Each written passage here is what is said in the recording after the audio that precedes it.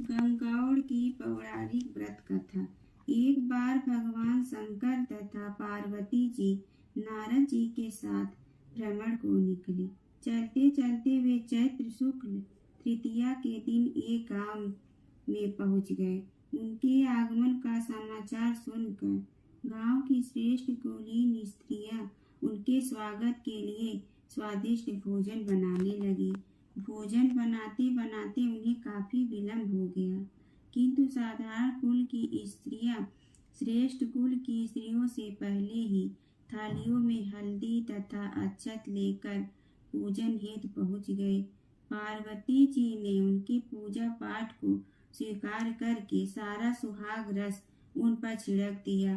वे अटल सुहाग प्राप्ति का वरदान पाकर लौटे। तत्पश्चात उच्च कुल की स्त्रियां अनेक प्रकार के पकवान लेकर गौरी जी और शंकर जी की पूजा करने पहुंची। सोने चांदी से निर्मित उनकी थालियों में विभिन्न प्रकार के पदार्थ थे।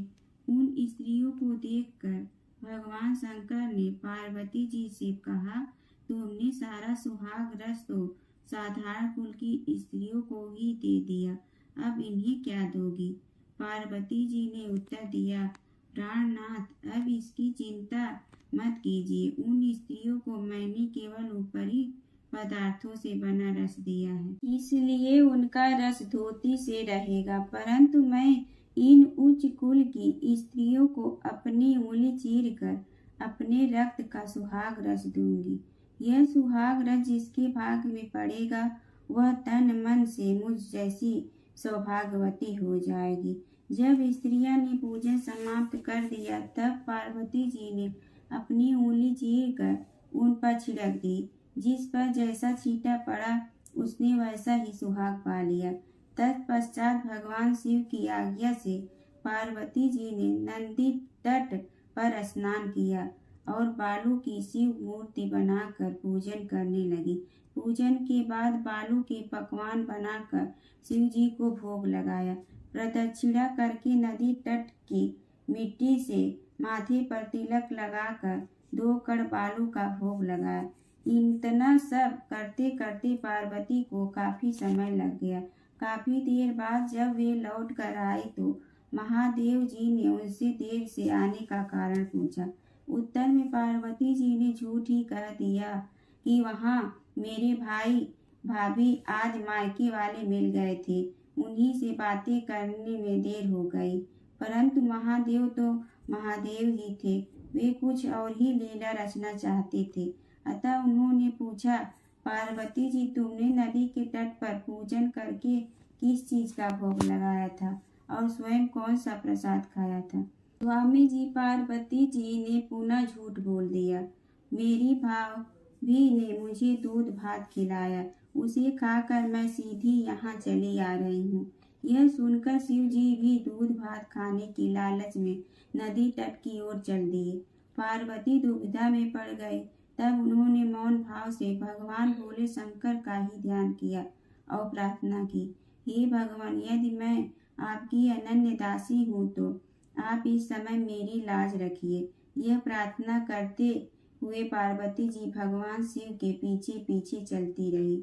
उन्हें दूर नदी के तट पर माया का महल दिखाई दिया। उस महल के भीतर पहुंचकर वे देखती है कि वहां शिव जी के साले तथा सलहज आदि सब परिवार उपस्थित थे।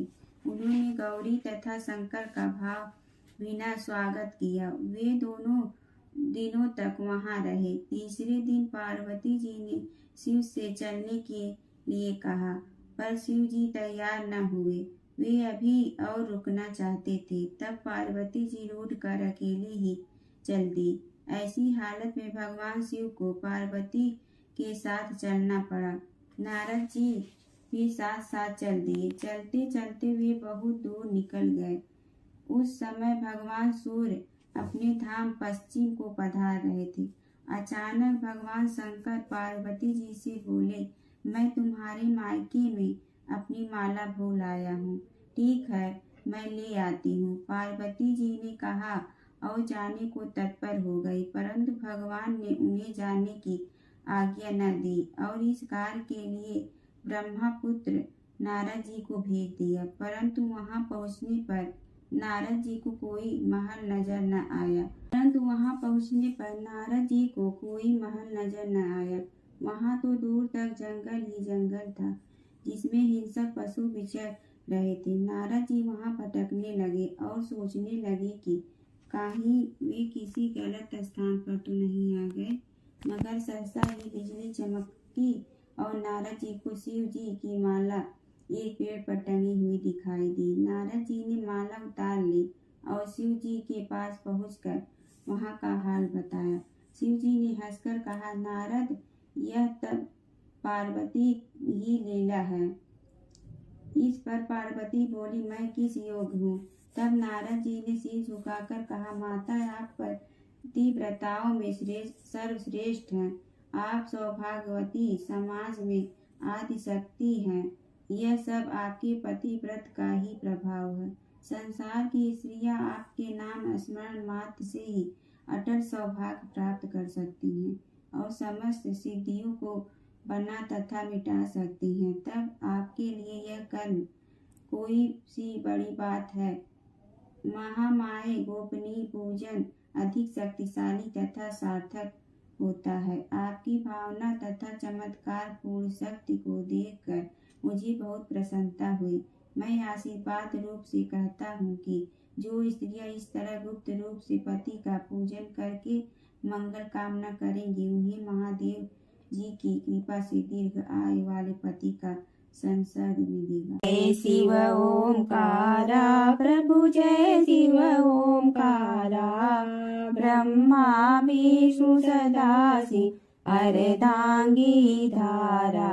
जय शिव ओंकारा। एकानन चतुरानन पंचानन राजे। हंसासन गरुड़ासन वृषवाहन साजे। जय शिव ओंकारा। दो भुज चार चतुर भुज दस भुज अति सोहे।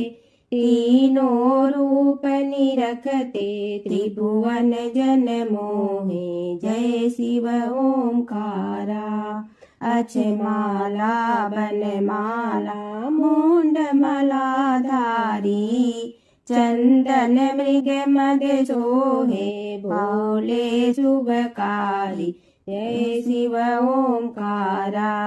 श्वेतांबर पीतांबर बागंबर अंगे।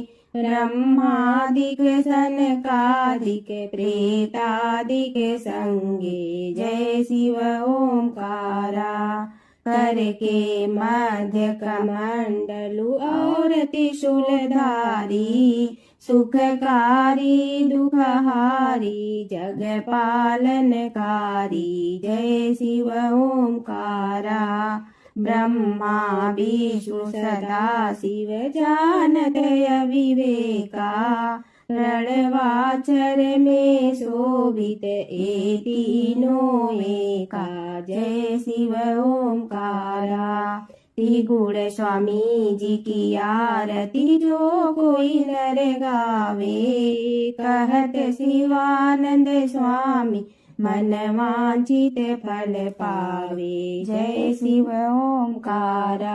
प्रभु जय शिव ओंकारा।